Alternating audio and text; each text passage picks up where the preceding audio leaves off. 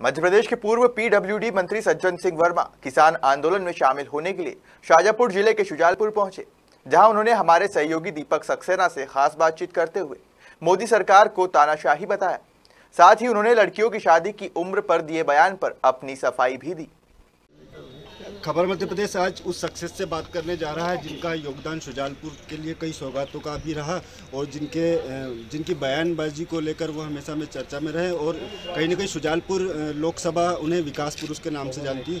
पूर्व मंत्री श्री सज्जन सिंह वर्मा जी, भाई साहब, निश्चित शुजालपुर के लिए आपका योगदान काफ़ी सराहनीय रहा, लेकिन आज शुजालपुर कहीं न कहीं भारतीय जनता पार्टी के सांसद के रहते अनाथ सा साबित हो रहा है।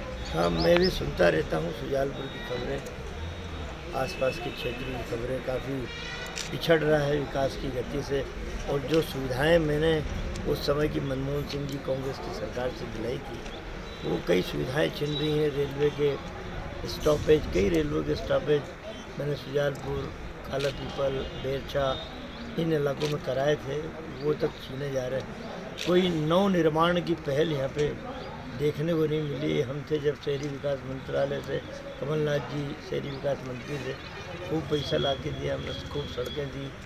और हालात ये है कि विधायक और सांसद दोनों नकारा मिल गए हैं, आपस में अपने उसी के लिए लड़े जा रहे हैं, अपनी अस्तित्व के लिए, जनता के अस्तित्व के लिए लड़ाई लड़े तो मज़ा आता है। आज का किसान आंदोलन जिस तरह की रैली थी, निश्चित एक सकारात्मक रैली थी और कहीं कहीं सफल भी हुई थी। किस तरह से इस रैली के माध्यम से केंद्र की सरकार को एक इशारा है कि वो जागे?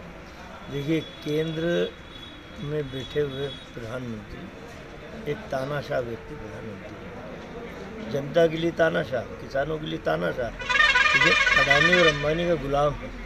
अडानी और अंबानी के जो भी कानून बनते हैं, वो जो अक्षर बोलते हैं, जो शब्द बोलते हैं, वो नरेंद्र मोदी को लिखना पड़ता है। ये तीनों कृषि काले कानून अडानी और अंबानी के सुझाव से बने। क्या नरेंद्र मोदी जी को समझ में नहीं आता कि किसानों के हित की बात यदि हम सोचते हैं तो उस कमेटी में किसान होना चाहिए, किसान जो राय दे वो कानून बनना चाहिए। अभी आपने गर्दनियों पकड़ी है नरेंद्र मोदी साहब की, 10-10 बैठकें हो गई, 10-10 बार बैठक होने के बाद भी किसानों की समस्याओं का हल नहीं हो रहा है। तो ये दुर्भाग्य इस देश का है कि एक गुलाम और एक तानाशाह प्रधानमंत्री है देश। भारतीय जनता पार्टी कई बार इस बात को लेकर आरोप भी लगा चुकी है, किसानों के नाम पर सिर्फ कांग्रेस राजनीति कर रही है। वैक्सीन को लेकर भी कि हम भी वैक्सीन नहीं लगवाएंगे क्योंकि ये बीजेपी का। ऐसा नहीं, कांग्रेस पहले भी किसान के साथ, आज भी किसान के साथ और कल भी किसान के साथ। हम लोग झूठे भाषण नहीं देते बीजेपी की तरह। किसान इस देश का अन्नदाता है, किसान इस देश की रीढ़ की हड्डी है।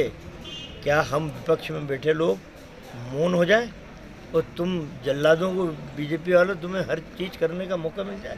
किसान आत्महत्या की तरफ बढ़ रहा है। एक हाथी मर गया कर्नाटक में तो बीजेपी वालों ने बवाल मचा के पूरे देश में श्रद्धांजलि दी। अरे 55 किसान इस आंदोलन में मर गए। अरे बेरहमो, तुम्हारे सीने में तो दिल ही नहीं है कि उन किसानों के लिए श्रद्धांजलि दे देते। नरेंद्र मोदी डायरेक्ट किसान से बात करें, ये हमारा कहना। और बात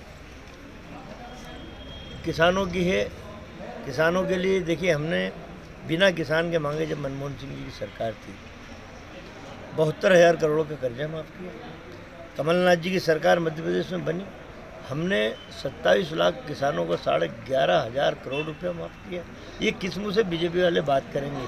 ये तो जब बीजेपी की सरकार प्रदेश या देश में आती है, किसान को खून के आंसू रोना पड़ते हैं। इतिहास गवाह। यूरिया पर जब राज्य शिक्षा मंत्री से हमारी चर्चा हुई तो उनका कहना था कि यूरिया कहीं कोई खेती को नुकसान पहुंचाता है, इसलिए सॉल्टेज है। एक हास्यप्रद बयान है क्योंकि आपने दिया है। किसने दिया? राज्य शिक्षा मंत्री। इसको तो शिक्षा की आवश्यकता ज़्यादा है, और मेरा ही कहना है कि तुम्हारे पड़ोस में कहीं किसान रहते हैं तो उनसे ज़रा चर्चा कर लो। किसानों के सुख दुख में ज़रा उपस्थिति दर्ज कराओ।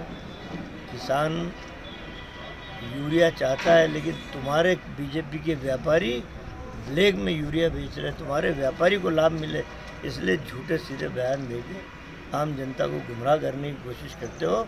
लेकिन किसान समझ गया इस प्रदेश का और इस देश का कि हमसे बहुत बड़ी गलती हुई जो देश में बीजेपी की सरकार हुई। बिना नाम लिए जिस बयान को लेकर आप वर्तमान में चर्चा में हैं, क्या उसको एक बीजेपी बड़ा मुद्दा बना रही है, कांग्रेस की मत बना रही है? ये तो शब्दों का आडंबर रचने वाले लोग हैं, अपनी खामियों को छुपाने वाले लोग हैं।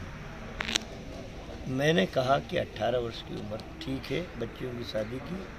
जब हम अपने देश के संविधान में बच्चियों को 18 साल की उम्र में अपनी सरकार चुनने का मताधिकार का हम वो देते हैं अधिकार, इसका मतलब हमारे मानसिक रूप से हमारे बच्चे परिपक्व हैं, जब भी तो हम मताधिकार दे रहे हैं। लेकिन ये पाखंडी शिवराज चौहान नया सगुफा लिया है, 21 साल उम्र, अरे 13 साल की बच्चियों के साथ रेप हो रहा, गैंग रेप। कल ही हुआ उमरिया में, एक 13 साल की बच्चे के साथ 9 लोगों ने रेप किया। तुमसे वो संभाली नहीं जा रही हैं, वो 21 साल उम्र करने की बात करते हो। उसमें से मैंने कहा था कि 15 साल की उम्र मातृत्व हमारी बच्चियों को ऐसा डॉक्टरों ने कहा है, तो 18 साल की उम्र बिल्कुल सही है। अब इन्होंने 21 साल कर दी, इसलिए कर दी 21 साल कर रहे हैं, इनकी औकात नहीं कि कर पाए। इन्हें लाडली लक्ष्मी योजना चलाई थी, आज 15 साल से मुख्यमंत्री हैं। अब वो जो परिपत्र बच्चों को दिए थे लाडली लक्ष्मी योजना के, वो परिपक्व होने वाले हैं, तो 1.5 लाख रुपए एक बच्ची को देना पड़ेंगे, खजाना खाली पड़ा है। अभी कन्यादान योजना, 18 साल की बच्ची को शादी में पैसा देना पड़ता है, इन्हें 21 साल कर दो, 2.5-3 साल अपने बच्चे आराम से निकल जाएंगे। अभी वित्त मंत्री के आगे हाथ फैलाने गए थे कल, टका सा जवाब दे दिया भारत के वित्त मंत्री ने, पैसा देने वाले नहीं। एक चीज़ और कि सज्जन भैया को लेके एक जो चर्चा होती है कि प्रदेश अध्यक्ष की चेयर खाली है, क्या क्योंकि आप युवा हैं या सीनियर नेता में क्या? मुझे असल में क्या है, काम करने में मज़ा आता है।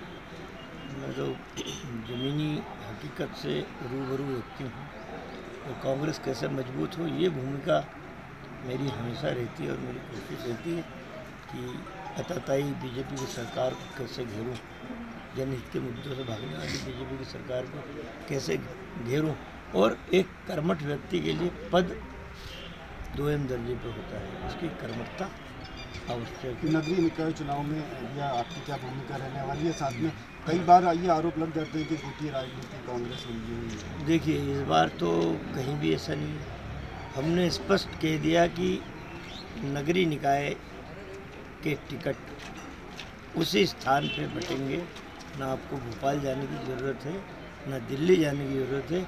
हर ज़िले की एक कमेटी, हर नगरीय निकाय की एक कमेटी हमने बना दी, ऑब्जर्वर भेज दिया, जो वो सूची देंगे हम उन्हीं को टिकट देंगे, कहीं फेरबदल नहीं होगा। और 80% युवाओं को टिकट देंगे हम। अपनी सेकंड और थर्ड लाइन तैयार करना चाहते हैं, जीत हार से हमें कोई मतलब नहीं। शुजालपुर के नागरिक होने के नाते और शुजालपुर से आपका काफ़ी स्नेह भी रहा है, मैं आपसे एक आश्वासन चाहता हूँ, क्या शुजालपुर में जो स्टॉपेज आपने दिया था वो पुनः बहाल आप विपक्ष में रहते हैं? देखिए, मैं तो चिट्ठी लिखूँगा, क्योंकि ये तो इनके केंद्रीय मंत्री तो फ़ोन भी नहीं उठाते, सांसद से बात नहीं करते हैं, उनकी बड़ी बुरी हालत है इनके सांसदों की, विधायकों की। मैं एक पत्र ज़रूर लिखूँगा कि जो सुविधाएँ थी शुजालपुर कालापीपल बेरछा में, उन्हें यथावत करें। आप नई सुविधा नहीं दे सकते तो उनको तो मत छीनो, जो सुविधाएँ कांग्रेस सरकार में। एक आखिरी सवाल मेरा, आपने प्रधानमंत्री को लेकर कहा था कि 0 पर कायमी होना चाहिए आंदोलन। तो कितनी देखिए, 55 नहीं, मेरे कहने से बीजेपी की सरकार मान लेगी क्या? लेकिन आम जनता तक हमारी बात तो जाए। 55 किसान मर चुके हैं, दिल्ली की बॉर्डर पे जो किसान आंदोलन कर रहे हैं, ठंड से आंदोलन करते हुए 55 किसान मरे।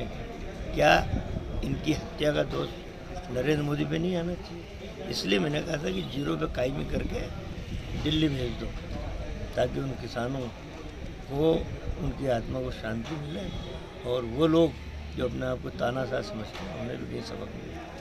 ये थे हमारे साथ मध्य प्रदेश के पूर्व मंत्री सज्जन सिंह वर्मा। निश्चित उन्होंने बेबाकी से जो खबर मध्य प्रदेश के सवालों के जवाब भी दिए हैं, और कहा भी है कि आगे जाके कांग्रेस कहीं ना कहीं मजबूत होगी। खबर मध्य प्रदेश के लिए दीपक शुजालपुर।